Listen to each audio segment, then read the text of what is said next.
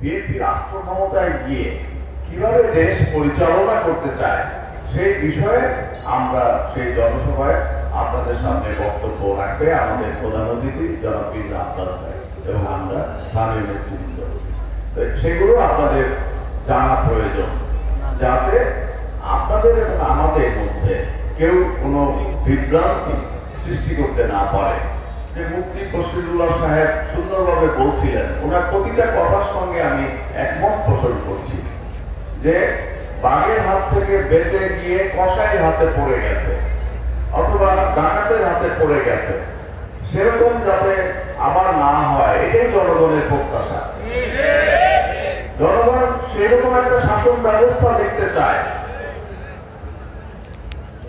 এবং আমরা আমাদের দল থেকে সম্পূর্ণভাবে আমরা 31 দফা রাষ্ট্র মেরামতের যে ঘোষণা দিয়েছি সেখানে স্পষ্টভাবে এই বিষয়ে বলা রয়েছে যে আগামীতে বিএনপি ক্ষমতায় গেলে কিভাবে দেশ পরিচালনা করবে। আমরা আগেই প্রতিশ্রুতি দিচ্ছি যে এইভাবে দেশ চলবে।